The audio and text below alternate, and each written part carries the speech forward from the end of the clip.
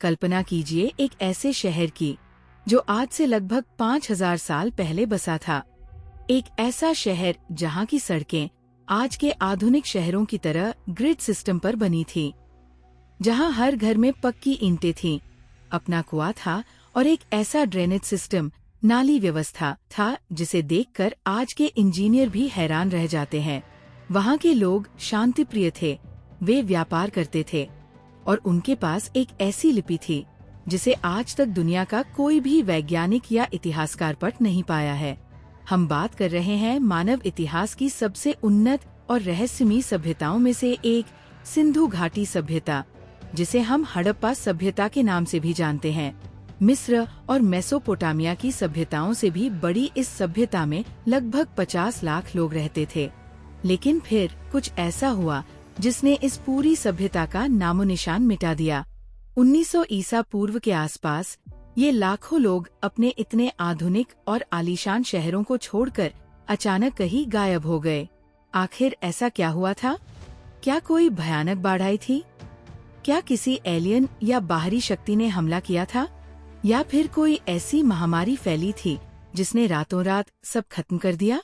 आज हम इस वीडियो में हड़प्पा सभ्यता की गहराई में जाएंगे और उन सभी रहस्यों से पर्दा उठाएंगे जो आज तक किताबों के पन्नों में दबे थे। वीडियो को अंत तक जरूर देखिएगा, क्योंकि इसका रहस्य आपको सोचने पर मजबूर कर देगा।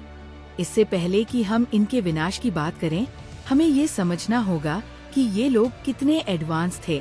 तभी हम समझ पाएंगे कि इनका गायब होना कितना बड़ा झटका था। 1920 के दशक में जब दयाराम साहनी और राखालदास बनर्जी जैसे पुरातत्वविदों ने हड़प्पा और मोहनजोदड़ो की खुदाई शुरू की, तो जमीन के नीचे से जो निकला उसने दुनिया के इतिहास को हिलाकर रख दिया। वहाँ घूल और मिट्टी के नीचे दबे हुए पूरे के पूरे शहर मिले। ये कोई आम शहर नहीं थे। इनकी सड़कें एक दूसरे को 90 डिग्री के एंगल पर काटती थी। आज हम स्मार्ट सिटी की बात करते हैं, लेकिन 5000 साल पहले उन्होंने अपने घरों को पक्की ईंटों से बनाया था। सबसे हैरानी की बात थी उनका ड्रेनेज सिस्टम।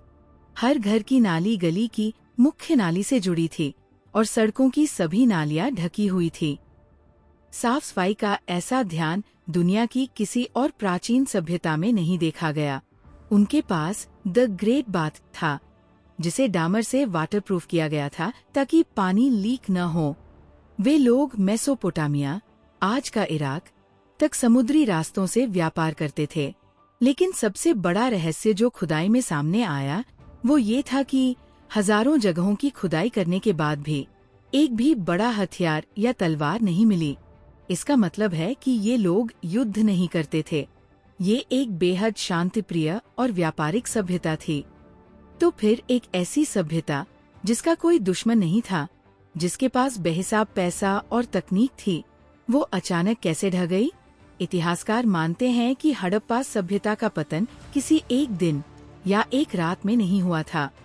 1900 ईसा पूर्व के आसपास इसके पतन की शुरुआत होने लगी थी।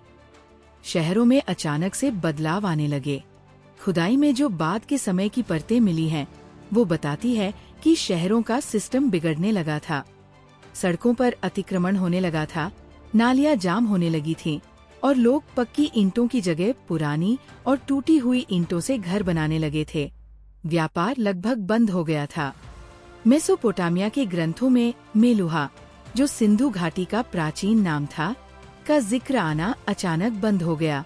लोग अपने बड़े बड़े घरों को छोड़कर छोटी छोटी बस्तियों में रहने लगे।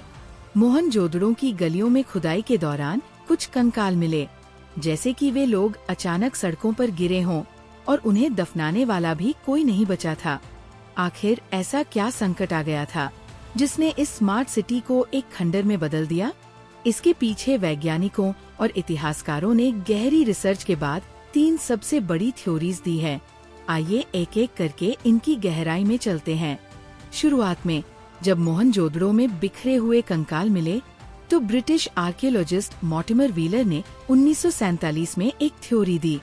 उन्होंने कहा कि मध्य एशिया से आर्यों ने घोड़ों और लोहे के हथियारों के साथ सिंधु घाटी पर हमला किया था। चूंकि हड़प्पा के लोग शांतिप्रिय थे और उनके पास हथियार नहीं थे, इसलिए वे आर्यों का सामना नहीं कर पाए और मारे गए। व्हीलर ने ऋग्वेद में बताए गए युद्धों को इसका सबूत माना। लेकिन इस थ्योरी की सच्चाई क्या है? जब बाद में आधुनिक विज्ञान और कार्बन डेटिंग का इस्तेमाल किया गया तो ये थ्योरी पूरी तरह गलत साबित हो गई। जिन कंकालों को व्हीलर ने युद्ध में मारे गए लोगों का बताया था, उनकी जांच से पता चला कि वे कंकाल एक ही समय के नहीं थे। उनके मरने के समय में सैकड़ों सालों का अंतर था। इसके अलावा किसी भी कंकाल पर तलवार या किसी हथियार के गहरे घाव नहीं मिले। और सबसे बड़ी बात, डीएनए रिसर्च ने साबित कर दिया है कि भारत में अचानक से कोई बहुत बड़ा बाहरी हमला या इन्वेजन नहीं हुआ था, बल्कि लोगों का धीरे धीरे माइग्रेशन हुआ था। इसलिए आर्यों के हमले वाली बात को अब विज्ञान नकार चुका है। तो फिर असली कातिल कौन था? जब इंसान नहीं मारता तो प्रकृति मारती है। और यही हड़प्पा सभ्यता के पतन का सबसे ठोस और वैज्ञानिक कारण माना जाता है। हड़प्पा सभ्यता पूरी तरह से नदियों पर निर्भर थी। सिंधु नदी और प्राचीन सरस्वती नदी के किनारे इनके सबसे बड़े शहर बसे थे। जियोलॉजिकल रिसर्च से पता चलता है कि लगभग 4000 साल पहले हिमालय के क्षेत्र में भयानक टेक्टोनिक शिफ्ट, भूकंपीय गतिविधियां हुई। धरती के अंदर प्लेट्स खिसकने की वजह से नदियों ने अपना रास्ता बदल लिया। सतलुज नदी, जो पहले सरस्वती नदी में मिलती थी, वो सिंधु नदी में जाकर मिल गई और यमुना नदी पूर्व की तरफ गंगा में जाकर मिल गई। इसका नतीजा ये हुआ कि महान सरस्वती नदी सूखने लगी। हड़प्पा सभ्यता के 60% से ज्यादा शहर इसी सरस्वती नदी के किनारे बसे थे। जब पानी ही नहीं बचा तो खेती कैसे होती? इसके साथ ही एक और भयानक प्राकृतिक आपदा आई। दुनिया भर के क्लाइमेट साइंटिस्ट ने अंटार्कटिका की बर्फ और गुफाओं के पत्थरों की जांच करके ये पता लगाया है कि उस समय लगभग 200 सालों तक बारिश ही नहीं हुई थी। मॉनसून पूरी तरह से फेल हो गया था। सोचिए, एक ऐसी सभ्यता जो खेती और व्यापार पर जिंदा थी, जहां लाखों लोग रहते थे, जब वहां 200 सालों तक सूखा पड़ा होगा तो कैसा हाहाकार मचा होगा। भूखमरी फैल गई, अनाज के गोदाम खाली हो गए। जब सूखा पड़ता है और साफ पानी खत्म हो जाता है तो बीमारियां फैलने में देर नहीं लगती। कंकालों की फोरेंसिक जांच में वैज्ञानिकों को चौंकाने वाली चीजें मिली है। मोहनजोदड़ो और हड़प्पा से मिले कई कंकालों की हड्डियों में मलेरिया, कुष्ठ रोग और टीबी के गंभीर लक्षण मिले हैं। जब नदियां सूखने लगी और ड्रेनेज सिस्टम जाम हो गया तो सड़कों पर गंदा पानी जमा होने लगा। जिस शहर को उसकी सफाई के लिए जाना जाता था, वो मच्छरों और बीमारियों का घर बन गया। भूखमरी के कारण लोगों की इम्यूनिटी खत्म हो चुकी थी। एक के बाद एक लोग मरने लगे। जो बचे, उन्हें समझ आ गया था कि अगर वे इस शहर में रुके तो मारे जाएंगे।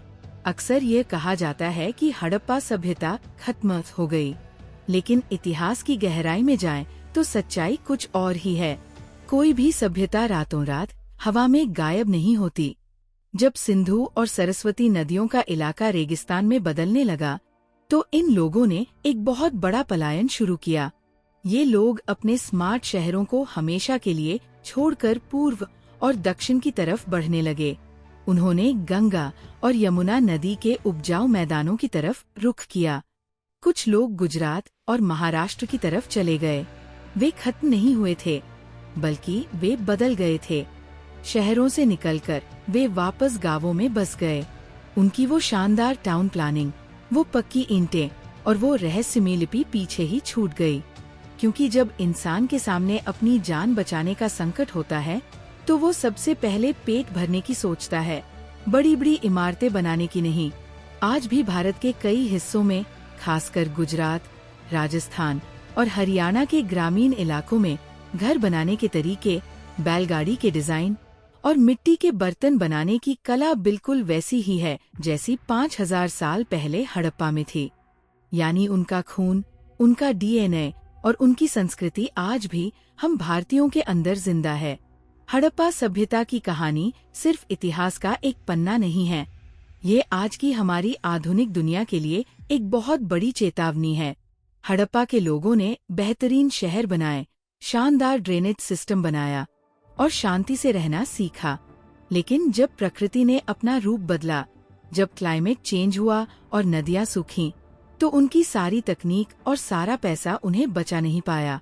आज हम भी क्लाइमेट चेंज, ग्लोबल वार्मिंग और पानी की कमी जैसी समस्याओं का सामना कर रहे हैं।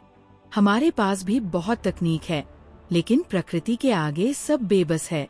अगर हमने समय रहते नदियों और पर्यावरण को नहीं बचाया, तो क्या आने वाले कुछ हजार सालों बाद कोई दूसरी सभ्यता जमीन की खुदाई करके हमारे शहरों के कंकाल निकालेगी और सोचेगी कि ये लोग कौन थे और अचानक कैसे गायब हो गए? दोस्तों, आपको क्या लगता है? क्या इंसान कभी प्रकृति की ताकत को हरा सकता है? अपने विचार नीचे कमेंट सेक्शन में जरूर बताएं।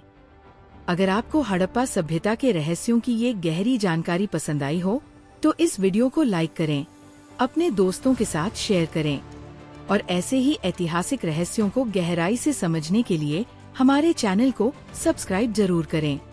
मिलते हैं अगले वीडियो में।